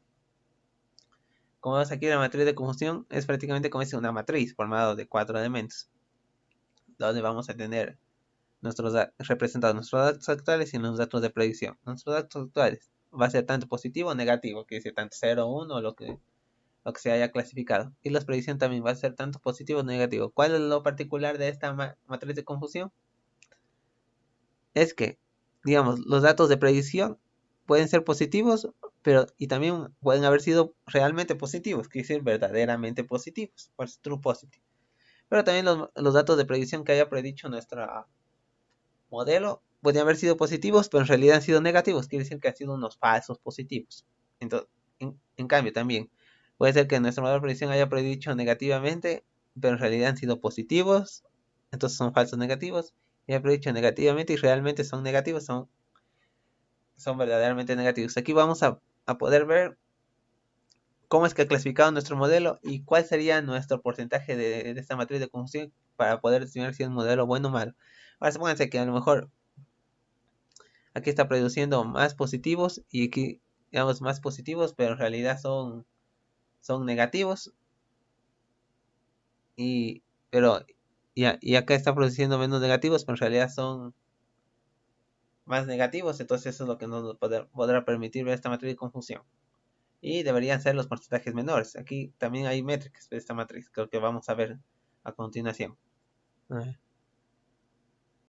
La regresión logística. La regresión logística es un algoritmo de clasificación que es utilizado para predecir la probabilidad de que un dato pertenezca a una categoría. En este método la variable es una variable binaria.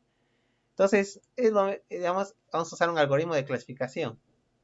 Entonces, para este ejemplo vamos a usar otro tipo de datos. Y vamos a usar con la librería pandas, lo vamos a importar. Ya este es un tipo de datos SV, pero se separa por punto y coma. Entonces luego imprimimos. Bueno, ya lo vamos a dibujar y vamos a hacer, digamos, nos interesa la variable y, entonces vamos a traer los datos de la variable y vamos a ponerlos en una gráfica de barras.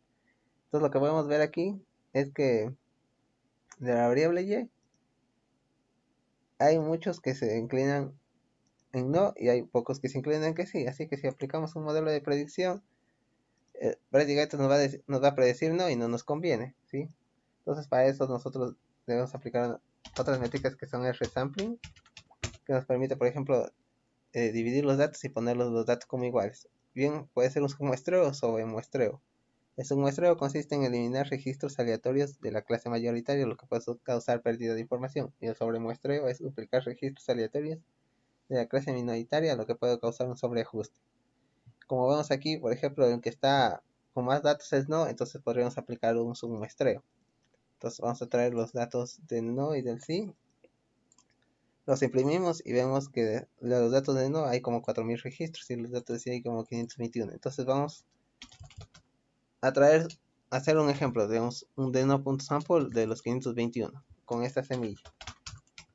Entonces reducimos los datos del no y los concatenamos. Imprimimos las 5 primeras filas y vemos que ya tenemos ya nuestros datos. Pero aquí vemos que los datos del no se van para arriba y los datos del sí se van para abajo. Entonces los vamos a mezclar para que pueda, digamos, nuestro modelo predecir. Entonces lo mezclamos poniéndole este de aquí, que no nos interesa, por ejemplo, saber cuál es el tamaño de datos, sino que nos mezcle. Y con esta semilla, entonces los datos ya están mezclados. Y vemos que el total de datos son 1042, porque dejemos 521. Entonces, vamos a hacer nuestro modelo de clasificación. Vamos a usar de la variable del conjunto de datos reducido, la variable de duración. No importa el número de filas, pero en una columna y la variable y. Y creamos un split de datos, tanto de entrenamiento como de prueba. Y aquí vemos que de entrenamiento como de prueba, si nos saca bien el 33%. Y aquí usamos de Reverse Cat Learning el modelo de regresión logística. Entonces, el modelo de regresión logística que nos resuelve con este método y entrenamos los datos. Ya después de entrenados los datos, tenemos las predicciones tanto de entrenamiento como de prueba. Y vemos la métrica. Ya, y nos da un score de 0.72 como para entrenamiento y 0.62 de prueba. Entonces, vamos a ver las probabilidades de que más o menos esté diciendo si es no o si es sí. O sea, si es vemos las probabilidades, pero como números no los entendemos muy bien, sí que los graficamos. Y podemos ver en la gráfica anterior que nos está diciendo que, por ejemplo, estos datos de aquí se están acercando más a decir un sí y estos de aquí se están acercando más a un no. Ya. Pero ¿cómo vamos a ver si nuestro modelo de regresión logística está bien o mal? Vamos a usar una matriz de confusión. Que como dije, una matriz de confusión es una matriz que nos permite ver de manera rápida el comportamiento de un modelo de clasificación. Ya. Lo bueno de esto es que la librería Scikit-Learn ya nos trae cómo calcular el modelo, la matriz de confusión y le pasamos nomás los labels. La matriz de confusión, los datos de entrenamiento, el dato de predicción de entrenamiento y los labels. Pero no puedo. Pero vamos a graficar mejor para poderlo entender. Entonces usamos un mapa de calor usando el color verde y ponemos predicción y actual. Y porque aquí podemos ver que siento que de todos estos datos que son como 180 datos, de los 103 nos está diciendo que sí y son verdaderamente sí. De los 105 son falsos positivos. Y de aquí, de todos estos nos está diciendo que 145 sí son no, verdaderamente no. De los que ha predicho, se ha predicho bien no. Y 31 ha predicho como no, pero en realidad son sí. Entonces, con esto podemos ver más o menos cómo se está completando si está prediciendo bien o mal. Ahora sí, por ejemplo, aquí está prediciendo más datos y más o menos aquí está al mismo valor, está diciendo que está prediciendo mal, pues, porque está diciendo que no está prediciendo bien.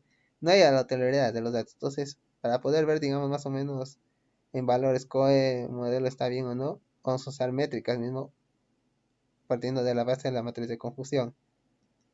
Eh, ya, vamos a ver el porcentaje de datos positivos correctamente clasificados, que es esta fórmula de los verdaderamente clasificados dividido para los verdaderamente clasificados para los falsos negativos. Y nos da una función de 0.76. También hay otra métrica que es la precisión, el porcentaje de realmente correctos a partir de los casos clasificados como correctos. Aplicando la fórmula nos da 0.62. El porcentaje de predicciones correctas, que es una media de los dos valores, y la media armónica. Pero Scikit-Learn ya tiene una función que nos permite presentar estos valores y los presentados y vemos que más o menos el promedio es 0.72, que quiere decir que es un buen modelo. Y aquí vemos la tabla, un reporte de clasificación.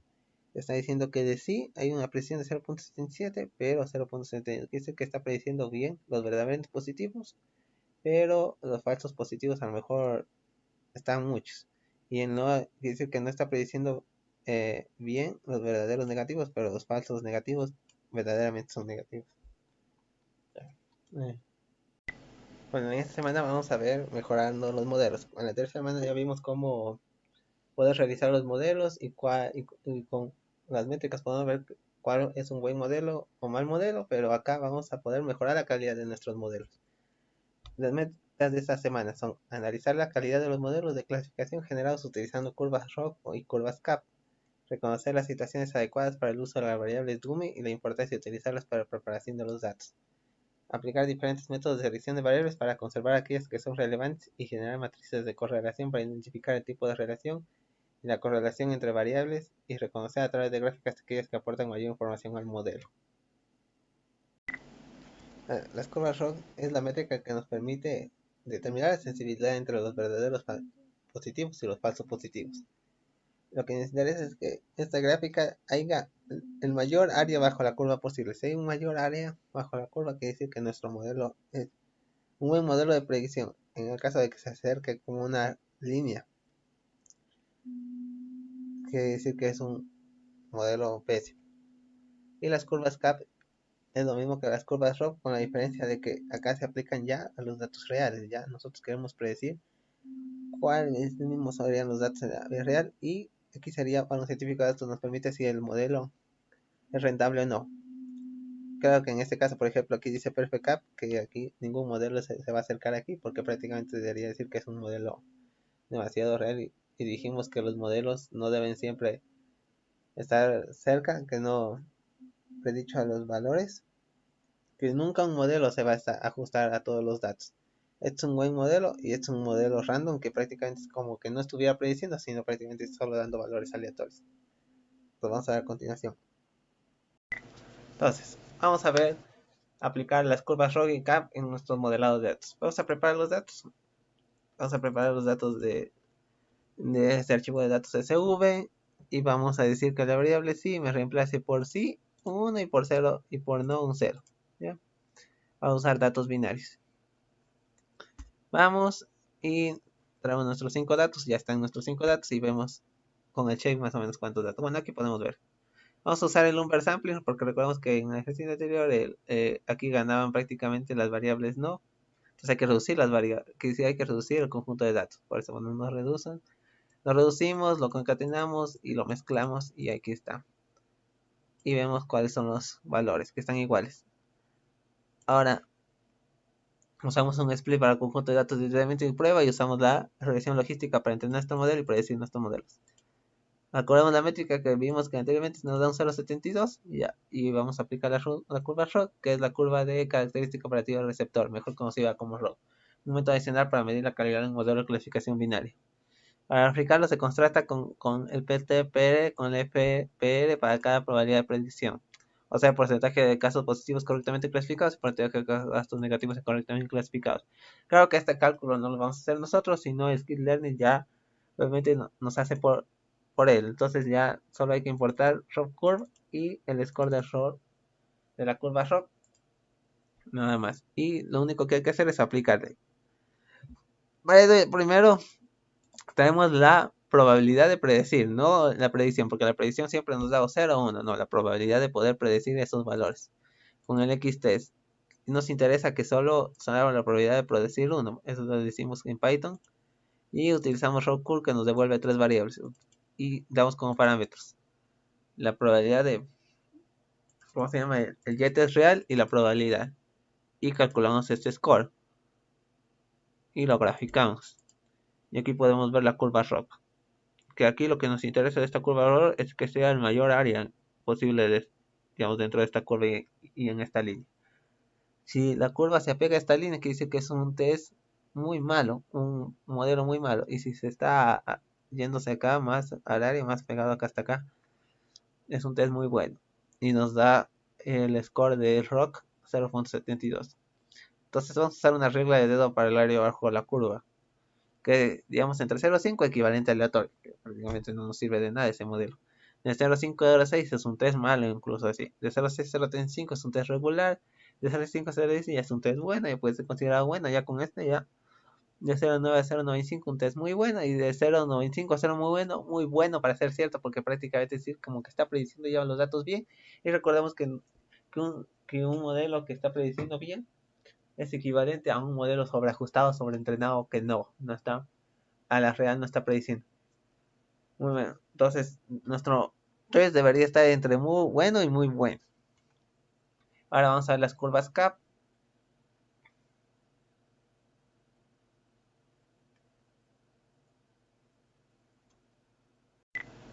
La curva CAP se utiliza para visualizar el poder discriminatorio de un modelo. El CAP de un modelo representa el número acumulativo de resultados positivos a lo largo del eje y versus el número acumulado correspondiente a un parámetro de clasificación. Aquí nos podría ver ya mismo cómo se van a comportar nuestros datos en la realidad. Entonces, lo que nos interesa saber es, digamos, si es que nosotros podríamos entre un número de datos, ¿cuáles serían los que podríamos llegar, digamos, entre no y sin, entre 0 y 1, y qué tan rápido podríamos llegar a esos valores? Pues vamos a usar una muestra de 1000 datos y vamos a contar esos valores y vemos de que por 1000 datos 900 dicen 0 y unos dicen 1, o sea, se va a 1. Entonces, vamos a hacer otra vez la muestra de 1000 datos y vamos a traer la duración en realidad que vamos a usar como variable independiente x. Vamos a dibujar y vamos a hacer acumulados esos datos de entre 1 y 100, pero amplíame hacia 100 y los pasados a los 100 dibújame 100. Y este es el modelo perfecto que prácticamente decía que hasta 0 y 100 encontramos los 100 que queremos que nos digan que sí y aquí nos va. Y aquí se va recto y este es el modelo perfecto que nuestra curva debería llegar ahí, pero no debería tocar ahí solo, porque ese ya debería ser muy bueno para ser cierto. ¿Ya? Entonces vamos a calcular mismo nuestra curva CAP, hacemos la predicción, ordenamos los valores, acumulamos los valores y predecimos si nos da esta curva CAP, que prácticamente nos quiere decir de que 0 a 200 va a ser 60 que nos diga que sí. Ya, esto sería en realidad. Ya. Y calculamos total de personas, total de inversiones, caso sí. Y graficados. Por ejemplo, el número 500 nos está diciendo digamos que a 500 personas, 87 van a decir que sí. ¿Esto qué nos quiere decir? De que, por ejemplo, ¿a qué nosotros nos interesa? Eso ya depende de a quién le vamos a hacer el modelo ya científico de datos. Nosotros como científicos ponemos esta curva CAP y le decimos cómo se interpreta esta curva CAP. Entonces, por ejemplo, en este caso que es un banco, ¿quién le interesa? Que de 500 personas se llegan a 87, sí, ¿está bien o está mal? Sería para él, digamos, una pérdida de dinero estar solo llegar a 587 o decir que de las mitad de 1000 está bien llegar, digamos, a 500 y que solo sea 87, esto está bueno. Entonces, esa sería la interpretación real y por lo que se aplica estos modelos. Y también tiene una regla de dedo, esta curva. Ahora también, a lo mejor esta curva se podría haber hecho mejor, la curva ROI y la curva CAS podrían mejorar su métrica, podrían ser mejores para decir, puede ser que a lo mejor no estemos ocupando bien las variables, entonces para eso vamos a ver, digamos, qué variables están ocupando. Pero vemos que aquí, por ejemplo, con el, con el data frame reducido, vemos que hay variables categóricas que sí podríamos ocupar, pero categóricas, o sea, ¿cómo las podríamos clasificar? Entonces, para eso es que se utilizan las variables artificiales. Nosotros, como científicos de datos, podemos transformar los datos categóricos a numéricos para permitir que los algoritmos manejarlos más fácilmente, porque recordemos que los modelos predictivos representan en realidad una función matemática, entonces necesita manejar números. Pues para eso son las variables número. Una variable ficticia, una variable artificial que representa una variable categórica, dos más de categorías. Entonces, para ello primero vemos. Aquí estamos imprimiendo el encabezado y vemos cuáles eran las variables. Job, marital, education en este caso. Entonces vemos otra manera de verlos también sería poniendo los tipos de datos de este data frame. Y los que están object serían más o menos considerados como variables categóricas. Entonces traemos los las columnas para hacer las variables. Las columnas son quiere decir, dame de este data frame, dame las columnas que sean iguales a objetos. Y tráeme. Mira, está trayendo todas estas columnas. Entonces vamos a explicar. Lo bueno es que Pandas ya tiene una función para poder transformar las variables artificiales. Los pd.getBoundaries le pasamos el data frame y las columnas a transformar e imprimimos. ¿Y qué es lo que nos ha hecho? Ya no tenemos variables categóricas. Pero en ese caso tenemos como un job admin, job blue collar y no podemos entender muy bonito eso, así que vamos a ver las columnas en sí. Aquí vemos un job admin, job blue collar y entrepreneur. ¿Qué quiere decir? De que no, que ha creado variables artificiales. Quiere decir el trabajo de admin, trabajo de blue collar, y el que sea verdaderamente de ese trabajo le va a poner un valor de 1, o si no, caso contrario, 0.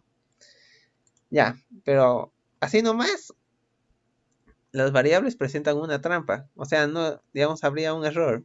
¿Por qué? Porque, digamos, está diciendo, digamos, por ejemplo, que de este valor también puede haber este valor. Puede, digamos, puede ser un estudiante o puede ser un técnico. Entonces, no puede ser eso. Entonces, hacer la trampa de variables ficticias.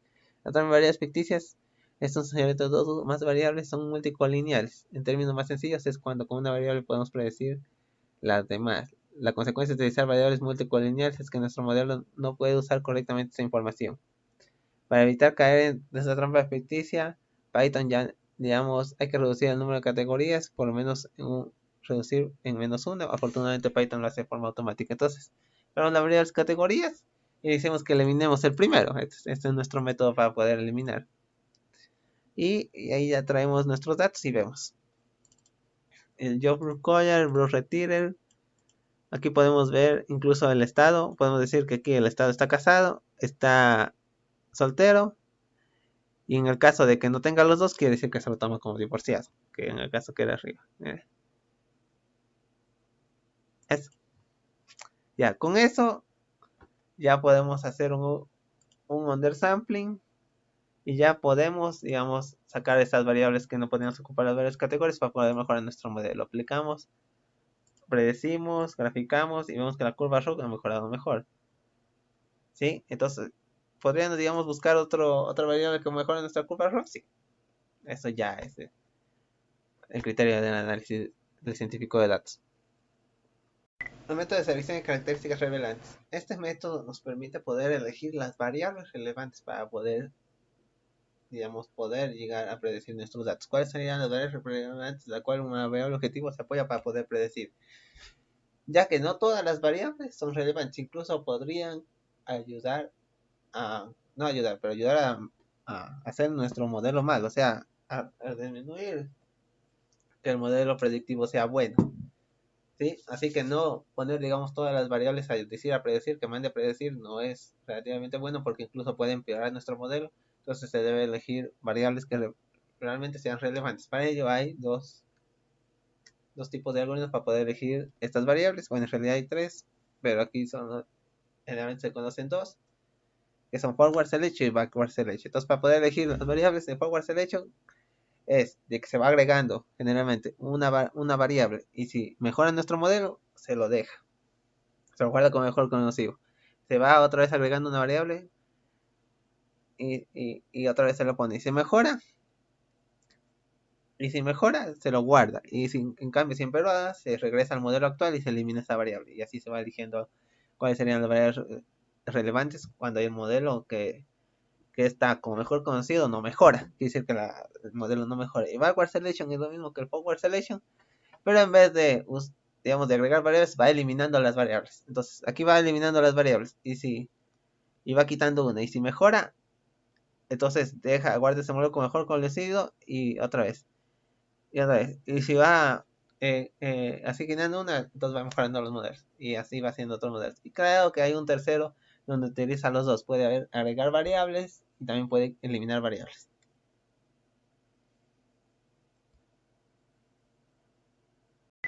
Bueno, vamos a hacer el método de selección de características para poder elegir nuestras variables. Para ello, para poder mejorar los cálculos, utilizamos el método para normalizar los datos y eliminamos en la variable x la y para usar todas las variables menos la variable que vamos a predecir.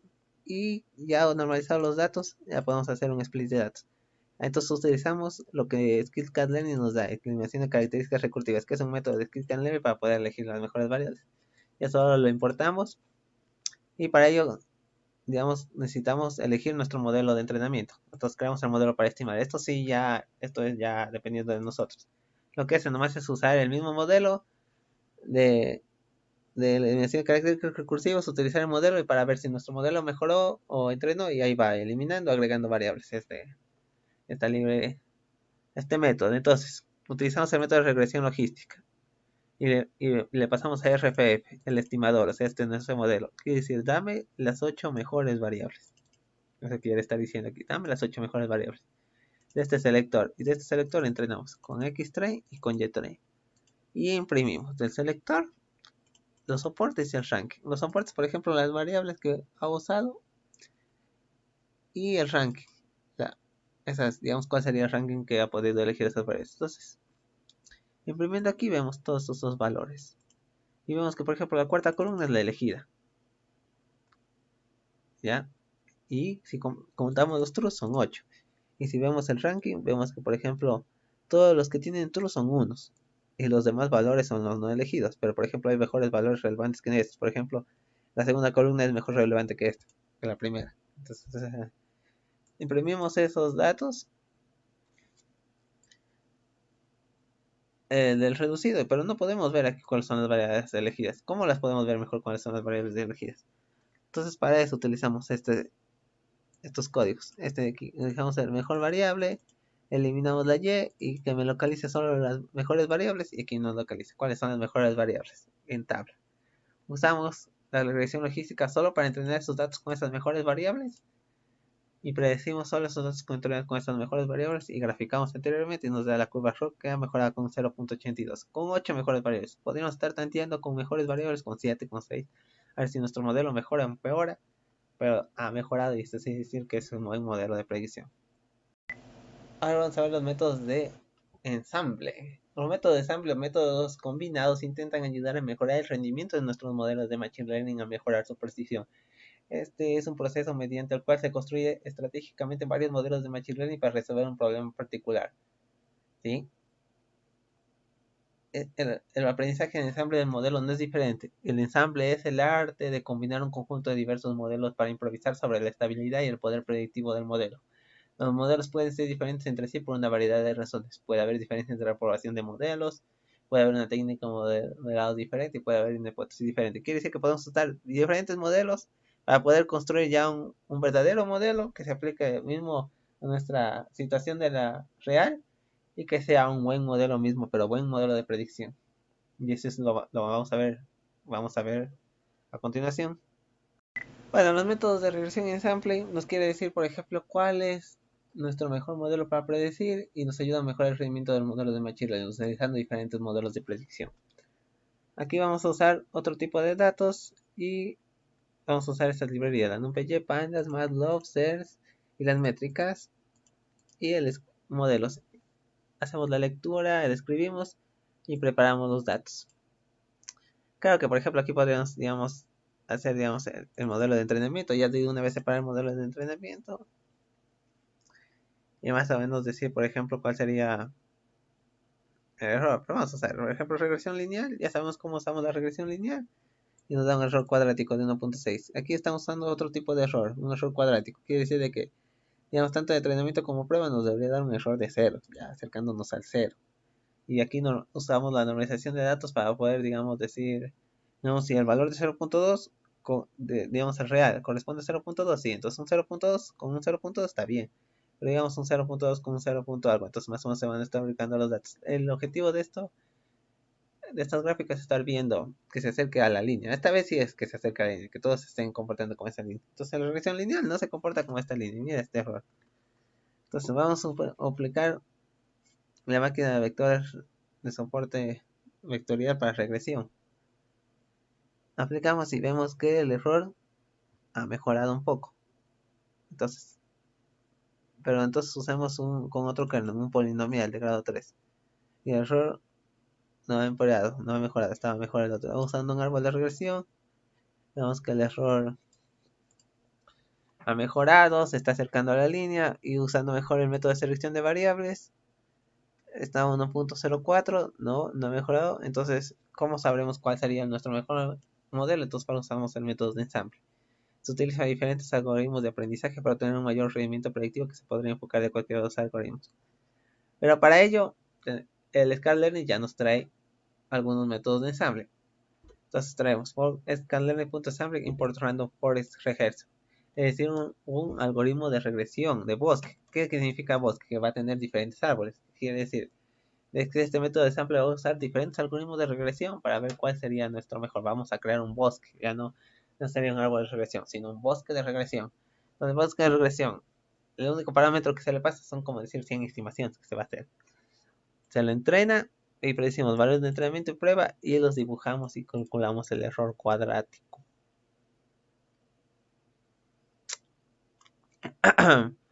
El error cuadrático ya mejorado, 0.67. Se están acercando a esta línea.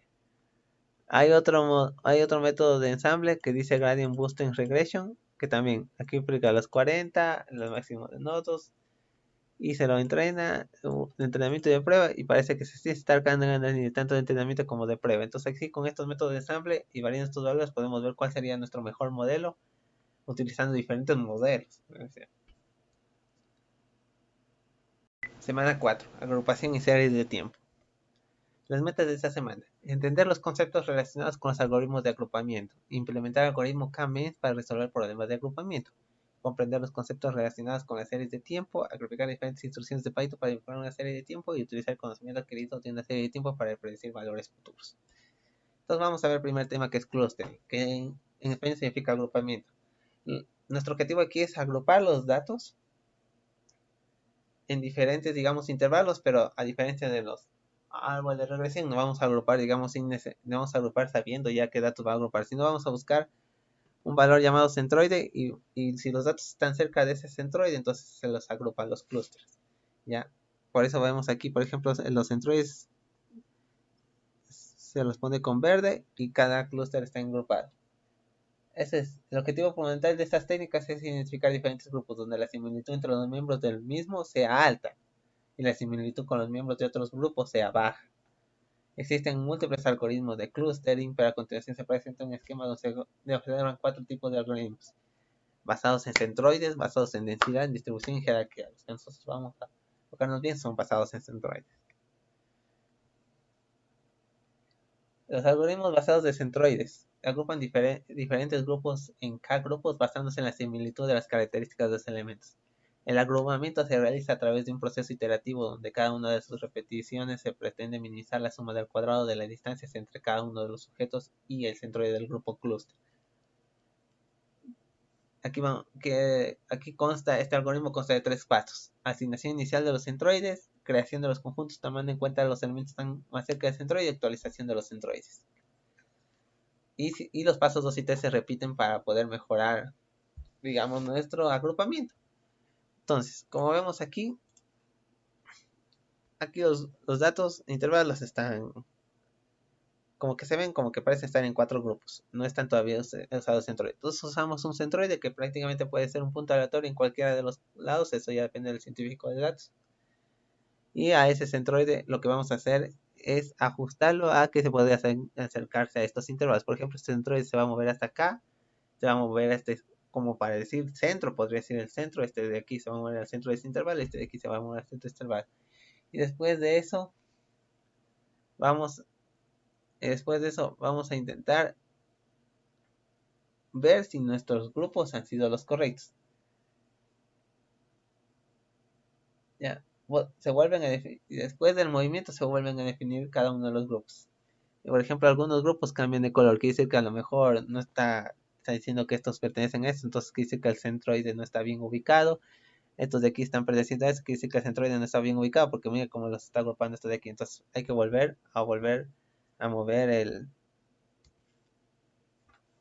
los centroides a su centro. Entonces volvemos a posterior movimiento, se vuelve a definir cada uno de los grupos. El proceso continúa y se vuelven a posicionar los centroides hasta que y se actualizan los conjuntos hasta que los grupos estén bien definidos. Se vuelve a poner aquí y ya vemos que los grupos están bien definidos. Ese es el objetivo del clúster. Las series de tiempo. Las series de tiempo son predicciones que nos permiten definir en el tiempo. Las series de tiempo, es decir, que en el tiempo podemos predecir un valor, otro valor, otro valor. Ya, esta serie de tiempos nos permite poner la información para poder, digamos, analizar el presente, poder saber el presente y predecir el futuro. Esas series de tiempo están en 4 componentes básicos: el nivel, el valor de referencia para la serie si fuera una línea recta, la tendencia, el aumento o disminución de la serie a lo largo del tiempo, la estacionalidad, los patrones o ciclos a lo largo del tiempo y el ruido, la variedad de los series. ¿Cómo se realizan las proyecciones? Usando los métodos clásicos o los métodos Machine Learning que hemos conocido anteriormente. Perdón, las series de tiempo Supongamos que queremos hacer una predicción del día del mañana. Si solo tenemos la fecha como referencia, difícilmente podemos dar un pronóstico acertado, pues nos falta conocer cómo se ha comportado hasta el momento la serie. Es ahí donde utilizamos ventajas deslizantes de tiempo o simplemente ventanas de tiempo. Esto nos permite crear variables artificiales, los cuales nos describen el comportamiento de los días anteriores. Esto a su vez nos permite resolver el problema de predicción como aprendizaje supervisado, donde las variables x nos permite predecir una variable en relación al tiempo. Nos permite producir, digamos, en este valor va a decir este tiempo, pero mejor pasando otra fecha puede decir valor de tiempo. Esto nos permite predecir cuando hay algunos valores que dependen del tiempo, por ejemplo, préstamos, puede decir que nos permite, préstamos a lo largo del tiempo, la tasa de interés, puede decir que nos permite producir valores que tienen que ver con relación al medio ambiente, etcétera. Gracias por su atención. ¿Alguna pregunta que tengan está para que contacten? Y en la descripción del video les dejo el material de las aplicaciones en Jupyter.